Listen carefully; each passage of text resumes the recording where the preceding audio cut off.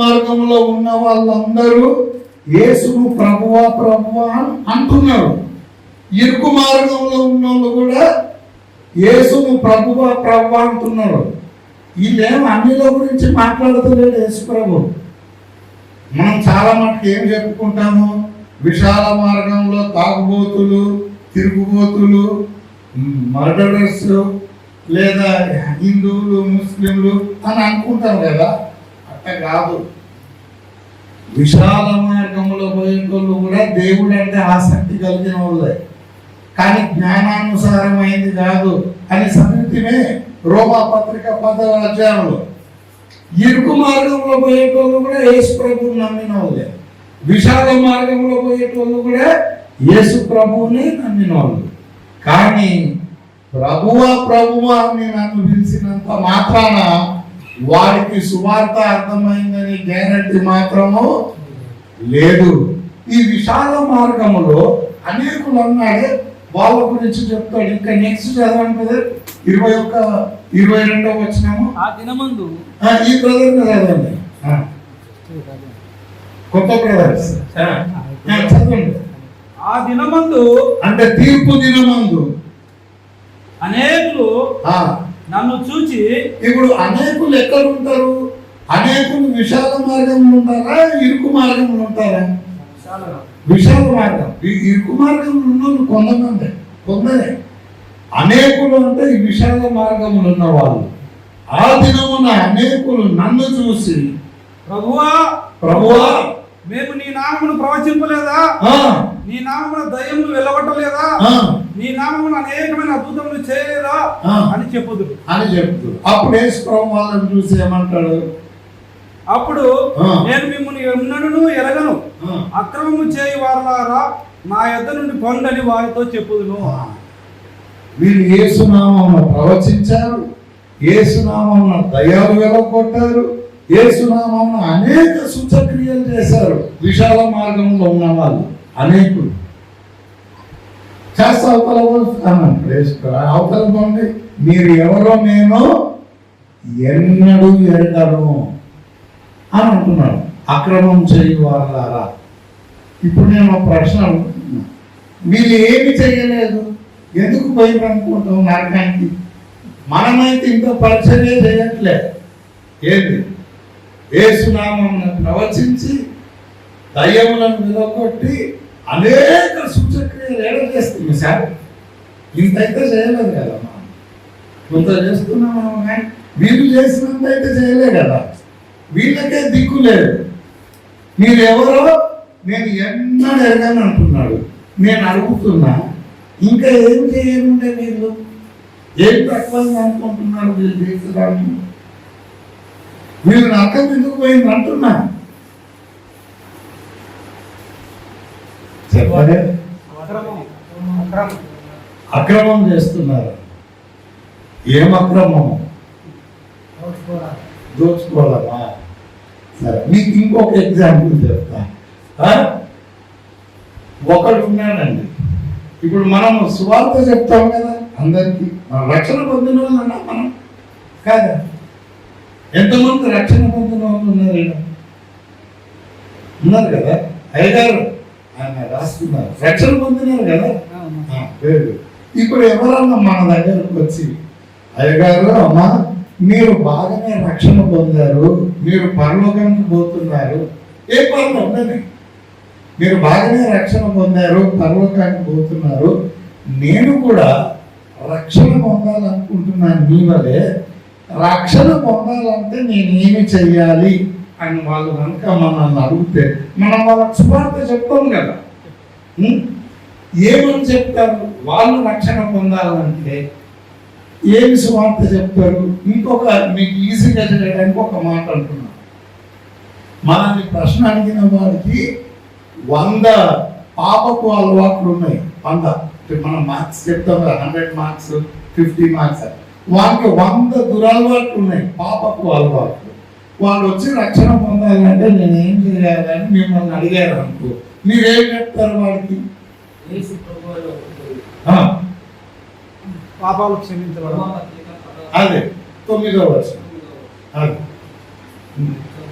హృదయం నందు మనం యేసు ప్రభువాని నీ నోటితో ఒప్పుకొని ఆ, దేవుడు మృతులలో నుండి ఆయనను లేపనని నీ హృదయమందు విశ్వసించిన యెడల నీవు రక్షించబడుదువు.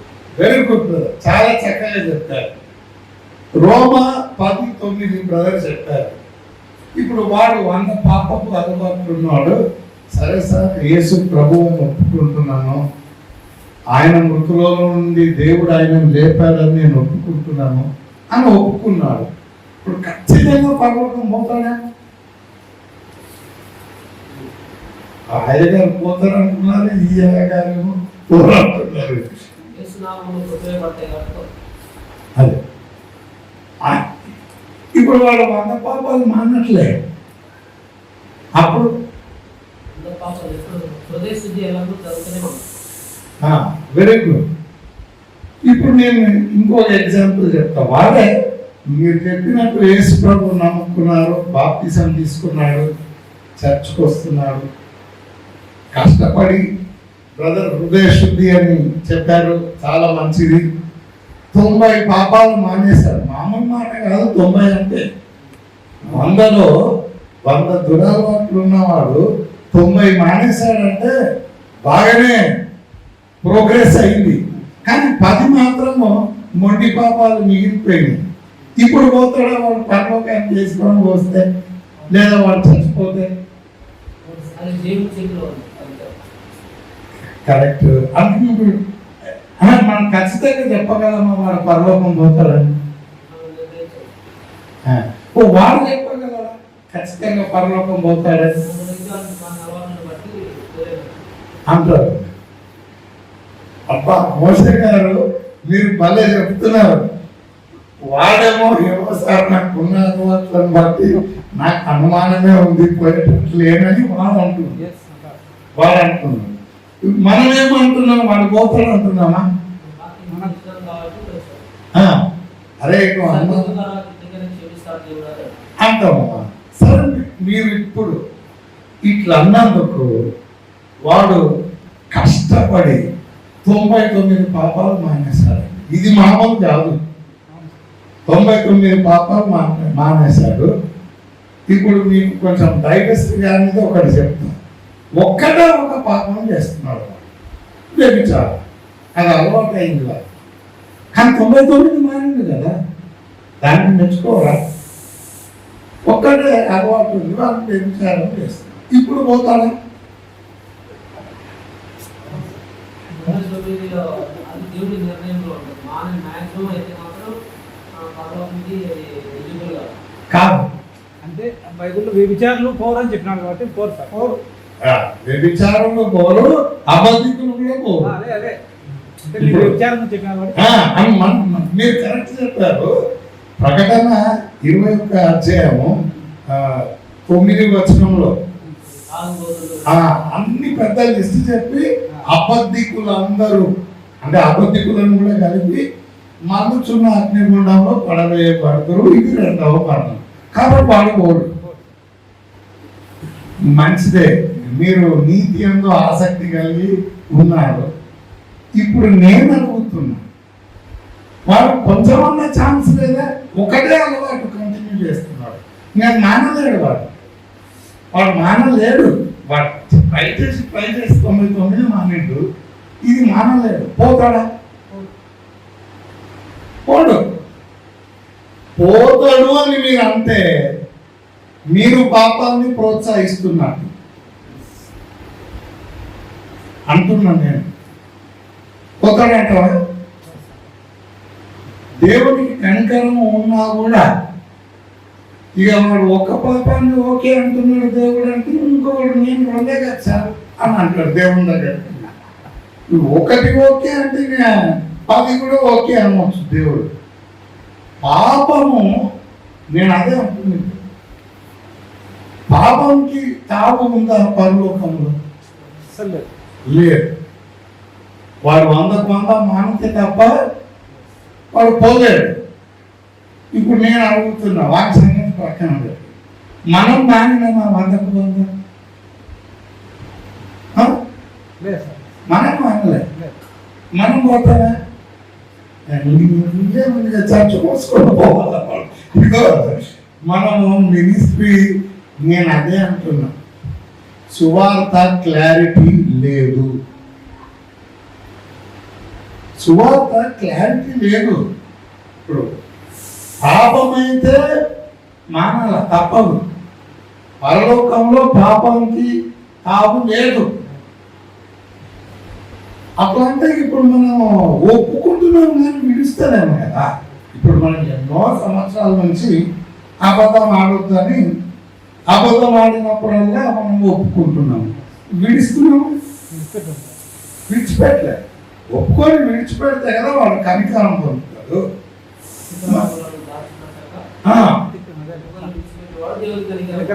పొందుతాడు. ఇప్పుడు మనమే, నేను పాపము 100% మానేశాను, ఇంకా యేసు ప్రభులాగా ఉన్నా అంటే ఇంకా చేయట్లే నేను యేసు ప్రభు ఎప్పుడు పాపం ఒప్పుకునే పరిస్థితి యేసు ప్రభుకు రాలేదు.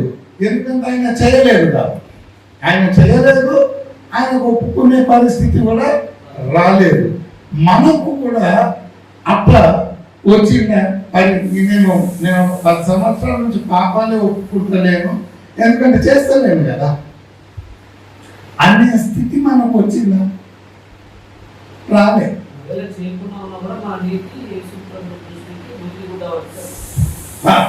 మోషే గారు చాలా నెక్స్ట్ ఆడితే పోదాం అనుకుంటున్నా. ఒక్కవేళ నీవు పాపము చేయకుండా ఉన్నాను సార్, నేను సాధించాను అని అన్నా కూడా మానవుని నీతి క్రియలు దేవుని దృష్టికి మురికి గుడ్డల వంటివి. యెషయా 64:6లో ఉంది. ఆ మురికి గుడ్డలు అనేది మూల భాషలో బహిష్టి గుడ్డలు అని అర్థం. ఏది మనుషుడు చేసే పాపాలు కాదు, మనుషుడు చేసే మంచి పనులు, నీతి క్రియలు పరలోకానికి పోవడానికి ఒక, ఇప్పుడు కాలేజీలో అడ్మిషన్ కావాలంటే ఒక స్టాండర్డ్ పెడతారు కదా, ఇన్ని మార్కులు వస్తే కాలేజీలో అడ్మిషన్. ఉద్యోగం కావాలంటే కూడా ఒక ఒక ప్రామాణికత ఒకటి ఉంటుంది కదా, మీకు ఇంత పర్సంటేజ్ వచ్చి ఇన్ని మార్కులు వస్తే ఉద్యోగం వస్తుంది, ఇంత చదువుకుంటే మీకు ఉద్యోగం వస్తుంది అని ఒకటి ఉంటుంది కదా. పరలోకానికి కూడా ఒక ప్రమాణం ఉంది. పరలోకం పోవాలంటే ఎవరు పడితే వాళ్ళు పోరు, దానికి కూడా నీతి ఉంది. ఎంత నీతి చేయాలి అని అంటే, నువ్వు ఎంత నీతి చేసినా అవి బయట గుడ్డల వంటియే పరలోకానికి పోల్చుకొని చూస్తే. ఇప్పుడు అడుగుతున్నా, ఏం చేద్దాం? ఇప్పుడు చేస్తున్నాం, మళ్ళీ చేస్తున్నాం కదా పాపం.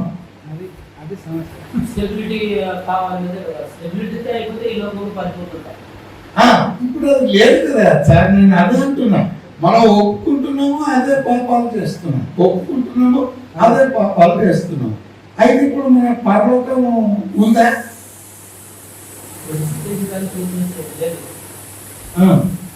ఇప్పుడు ఎంత మళ్ళా సువార్త ఇప్పుడు మనకే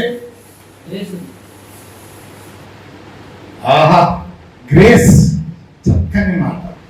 గ్రేస్ అంటే ఇప్పుడు ఇదే చెప్పినాం అనుకో, బయట అందరూ పాపాలే చేస్తుంటారు అంటారు. మరి ఇప్పుడు ఎట్లా అంటారు? ఇప్పుడు నాకు చెప్పండి, నేను మీకు ఒకటి చెప్తున్నా, బయట ప్రపంచం అంతా ఏమంటున్నారో చెప్తున్నా. సార్, మనకు సాధ్యమైనంత మనం పాపాలు మానాలి, కొద్దిగా ఒకటో రెండో మిగిలిపోతే గ్రేస్ ఉంది అంటున్నారు. ఇది రైటేనా?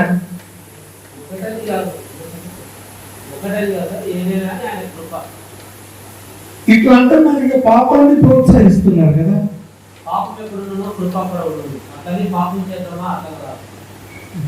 చాలా చక్కగా ముచ్చట వస్తుంది మిమ్మల్ని చూస్తుంటే.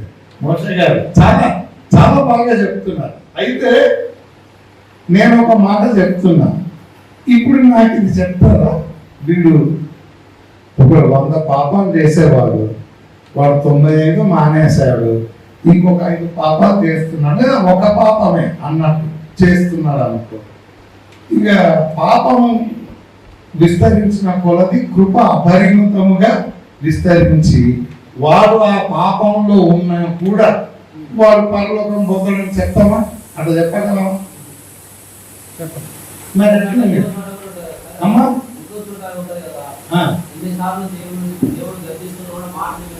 తిరుగు లేకుండా హఠాత్తుగా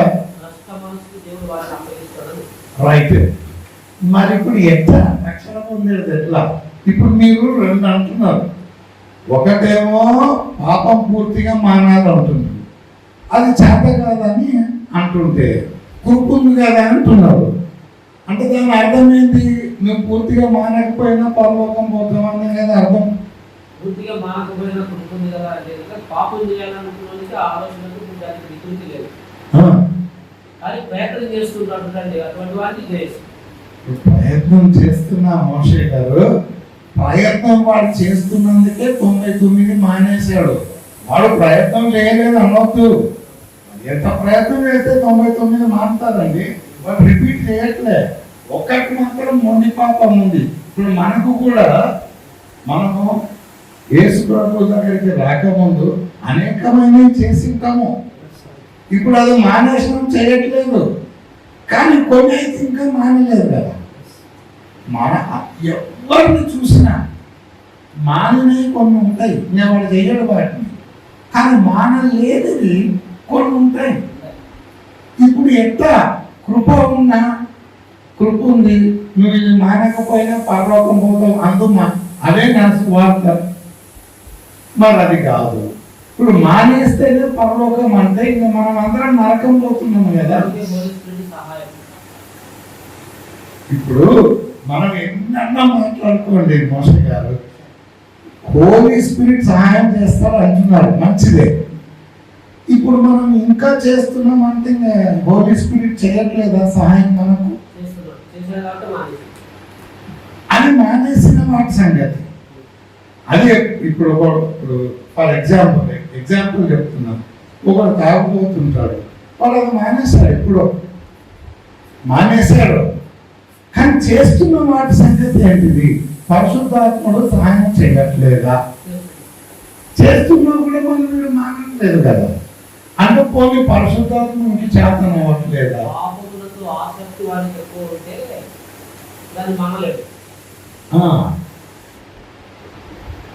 ఇప్పుడు మీరు అన్న మాటతోనే మనం అందరం ఏమవుతున్నామంటే మనము మానలేని పాపాలు కొన్ని చేస్తున్నాము. అంటే మనకు పాపం అంత ఆసక్తి ఉన్నట్టే కదా.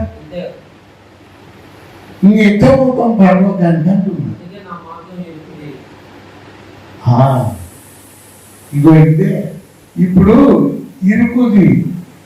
ఇప్పుడు మనం ఎవరు పర్ఫెక్ట్ గా లేవు కదా. ఇన్ని చెప్తున్నామే, మనము జయించలేకపోతున్నాం కదా. అది కదా మన సమస్య. ఇప్పుడు అయితే నేను ఒకసారి ఇట్లానే ఇక్కడ రాయగిరి అని ఉందండి, భువనగిరి దగ్గర రాయగిరి అని ఉంది. అక్కడ నుండే Buddha tank bund Buddha statue ఉంది చూడు, అక్కడ నుండే తీశారు సింగిల్ పీస్. అది Buddha statue Hyderabad tank bund. నేను అక్కడ పాస్టర్స్ కాన్ఫరెన్స్ చేస్తున్నాను. ఇప్పుడు ఇంకా ఇట్లనే మనం మానలేకపోతున్నాం కదా అండి. మానలేకపోతున్నాం కానీ ప్రయత్నం ఎంత చేయాలి బ్రదర్ అని అంటున్నాను. ప్రయత్నం ఇన్ని సంవత్సరాలు చేశాము, పోనీ ఎవడన్నా మానేడా? ఏ పాస్టర్ అయినా, ఏ బిషప్ అయినా, ఏ పోప్ అయినా పాపమంతా మానేశారు. యేసు ప్రభువులా ఉన్నాడా? లేదే. మరి ఎట్లా? ఇప్పుడు అది ఏదో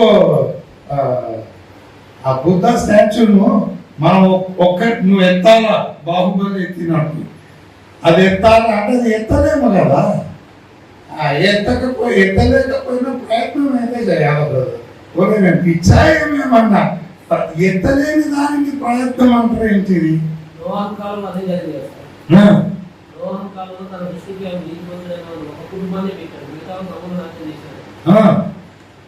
ఇప్పుడు మోసని నోవహు నీతి సంగతి సరే అలా మనం ఎందుకు తాగాడు సార్ ఆయన అంత నీతి మంత్రుడైతే తాగి గుడ్డలు గుడిపోయేటట్టు పండుకున్నాడు. మరి అందుకే నీతి మంత్రుడు అని అందున్నా. అంటే నీతి మంత్రులు తాగి గుడ్డలు గుడిపోయేదాకా తాగుతారా?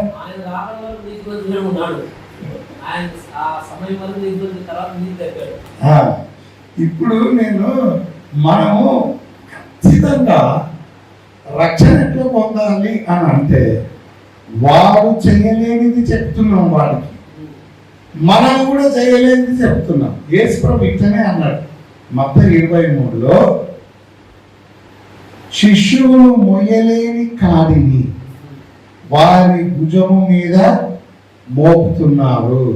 వీళ్ళు మొయ్యలేరు, పర్ఫెక్ట్గా ఉండాలి, ధర్మశాస్త్రం అంతా చేయాలి, అది వినడానికి బాగానే ఉంది. అది సువార్త, కానీ అది తెలియదు కదా ఎవరికి. ఇదిగో సువార్త అనేది ఒకటి ఉంది, నేను 100% చెప్తున్నా, తెలియదు చాలా మందికి.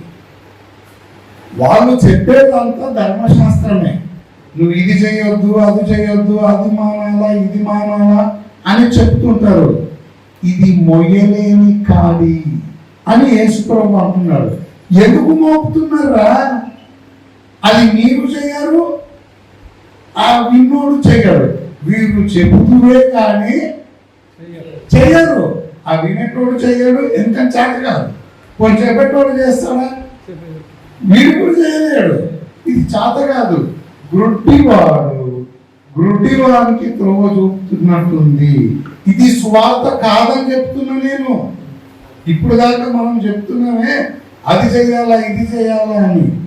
ఇది చేయలేనిది. సులువైంది ఒకటి ఉంది, నా కాడి సులువు, నా భారం తేలిక, నీకు నెమ్మది కలుగుతుంది. అది సువార్త. అది ఏంటిదో తర్వాత చూద్దాం. ఫస్ట్ మనకు తెలిసింది ఏంటిది? మనకు సువార్త తెలియదు అని చెప్తున్నాం. మనకు తెలిసింటే ఆ తేలికైంది చెప్పేస్తాము కదా, ఇట్లా చెప్తాము, చిట్టుకలో చెప్తాము. కానీ ఇప్పుడు మనం చెప్తున్నంత ధర్మశాస్త్రమే చెయ్యాలి. మరి చెయ్యలేము కదా, ఎట్లా చెయ్యలేము? ఇప్పుడు నేను ఒక పాస్టర్స్ కాన్ఫరెన్స్ పెడుతున్నాడు ఒక ఆయన, మంచి పెద్ద పాస్టర్. నేను ఒక ఆఫీస్లో ఉన్నాను, ఆయన కూడా వచ్చాడు. పాస్టర్స్ కాన్ఫరెన్స్ పెడుతున్నాం బ్రదర్ అని ప్యాంప్లెట్ ఇస్తున్నాడు, నాకు కూడా ఇచ్చాడు. మామూలుగా మాట్లాడుతుంటే రక్షణ పోతుంది కదండి, శాశ్వతం కాదు కదా అని అన్నాడు. అట్లెట్లా అండి అని అంటే, ఆయన 2 Pétరు 2వ అధ్యాయంలో పంది, కడగబడిన పంది దురదలో తిరిగినట్టు, లేదా కుక్క మరల వాంతికి తిరిగినట్టు రక్షణ పోతుంది కదా అని అన్నాడు ఆయన. నేను అడిగిన, ఇది విశ్వాసుల గురించి కాదని నా అభిప్రాయం. ఆ మాటలు విశ్వాసుల గురించి కాదు, విశ్వాసులే అని ఆయన అంటాడు. సరే నేను అన్నా, మరి మీరు కడగబడిన పందా అని. మీరు కడగబడిన పందా? ఇప్పుడు కడగబడని పంది అంటే మురికి పంది. చివరికి యేసు ప్రభు రక్తంలో కడగబడ్డారు, కానీ నీవెవరికి? పందివే. పెద్ద తేడా ఏం లేదు. అది పందే, కాకపోతే మురికిది. ఇది పందే, కాకపోతే శుభ్రంగా అయింది. వాంతి తినే కుక్క ఒకటి ఉంది, వాంతి తినని కుక్క ఒకటి ఉంది. అని కానీ కుక్కనే కదా. యేసు ప్రభు కడగబడిన పంతులు అంటే ఎవరు తెలుసా అంటే, నేను ఒక ఎగ్జాంపుల్ చెప్తున్నాను. నికోదేము రక్షణ లేదు, కానీ పాపక్రియలన్నీ మానేశాడు. యోహాను సువార్త 3వ అధ్యాయంలో ఆయన యూదులకు మత బోధకుడు, ఆయన నాయకుడు, పరిసయుడు. కడగబడిన పంది అని ఎందుకు అంటుందంటే, దొంగతనం చేస్తలేడు, వ్యభిచారం చేయట్లేదు, నరహత్య చేయట్లేదు, పరిసయుడు కదా ఆయన. ఆ పరిసయులకు పెద్ద. ఆయన వచ్చి యేసు ప్రభు దగ్గర మాట్లాడుతున్నాడు. ఆయన శుభ్రమైన పంది. యేసు ప్రభు ఆయనను చూసి లాభం లేదయ్యా, ఎంత శుభ్రంగా ఉన్న పందివేగా, జన్మ మారాలి, జన్మ మారాలి, క్రియలు మార్చుకుంటే కాదు, కొత్తగా జన్మించాలి. అదేంటి సార్, ఎవడైనా ఇది మాను అది మాను అంటాడు, కానీ అది ఇది మానం అంటే మాత్రం, నేను జన్మ మార్చుకోమంటే ఎట్లా మారుస్తాం? నేను ఒకసారి పుట్టాను, మళ్ళా తల్లిదండ్రులు మళ్ళా పుట్టానంటే. శరీరము వలన జన్మించింది శరీరము, ఆత్మ వలన జన్మించింది. అంటే ఆయన యేసు ప్రభు ఏమంటుందంటే, దేవుడు నీకు జన్మనివ్వాలి. నీకు ఇప్పుడు ఆదాము ఇచ్చాడు జన్మను. పందికి పుట్టింది పందే, కుక్కకు పుట్టింది కుక్కే. కుక్క మొరగడం మానేస్తే సింహం అవుతుందా? కాదు. పంది బుగ్గలో పొరడం మానేస్తే పంది కదా.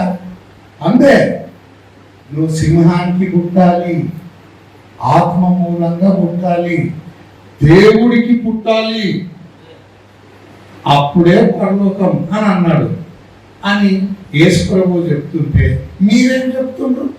కుక్కలకు వాంతి తినొద్దు, పందికి ఏం చెప్తుండ్రు? బురదలో పడద్దు.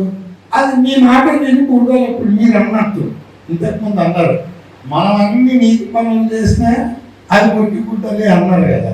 అట్లా ఇప్పుడు వీడు పంది అంటే ఆదాముకు పుట్టిన వాళ్ళంతా పాపలేనండి.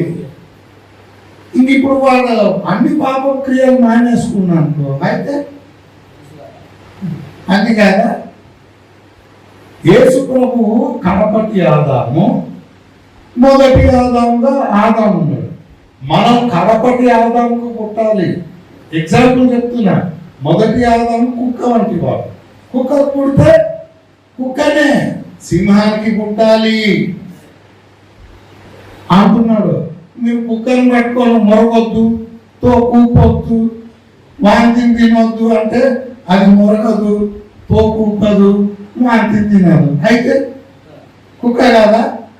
కుక్కనే. పందికి సోఫా ఎక్కి కూర్చో, బురదలో బొరలొద్దు అంటే సోఫా ఎక్కి కూర్చుంటుంది. అయితే పంది కాదా? జన్మ మారాలి. మీరు క్రియల గురించి మాట్లాడుతున్నారు అంటేనే సువార్త తెలియదనే కదా అర్థం.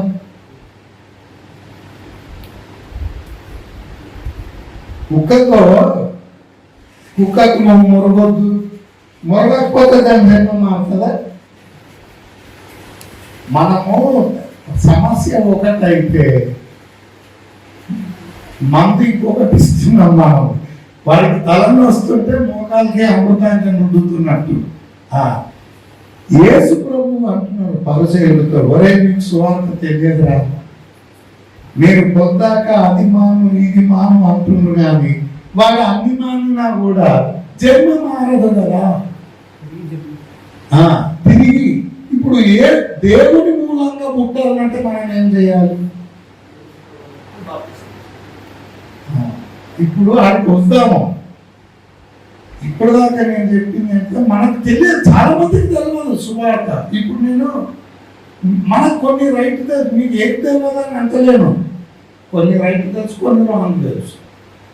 రైట్ తెలిసినవి అప్పుడే పెట్టుకొని రాంగ్ తెలిసినవి మాత్రము మనం మార్చుకుంటే కరెక్ట్ అయిపోతుంది. ఇప్పుడు రోమా పత్రిక 5వ అధ్యాయం మనం ఎంతవరకు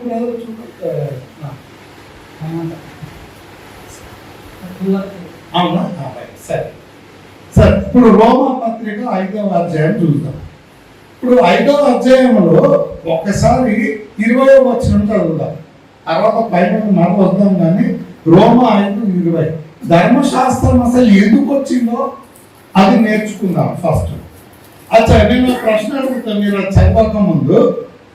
ధర్మశాస్త్రము పాపాన్ని తగ్గించడానికి వచ్చిందా, పెంచడానికి ఇచ్చిందా దేవుడు? కదా, పాపం చేస్తుంటే ధర్మశాస్త్రం ఏం చేస్తుంది? చేయొద్దని పాపాన్ని తగ్గిస్తుంది. మరలా నిప్పులో పప్పులో కాలేస్తాడు. 20వ వచనం చదవండి. 5:20 చదివి చెప్పండి ఏముంది ధర్మశాస్త్రం విస్తరించినట్లు ధర్మశాస్త్రము ప్రవేశించెను. ఏంటిదండి? మరియు అపరాధం విస్తరించినట్లు ఆ, ధర్మశాస్త్రం ప్రవేశించను. ఒకసారి ఆగుతారు. ధర్మశాస్త్రము తగ్గించడానిక విస్తరించడానిక ప్రవేశపెట్టింది దేవుడు? విస్తరించడానికి. మీరు చదువు దేవుని వాక్యాన్ని కూడా కాదంటే ఇంకా ఎట్లా సార్? ఇగో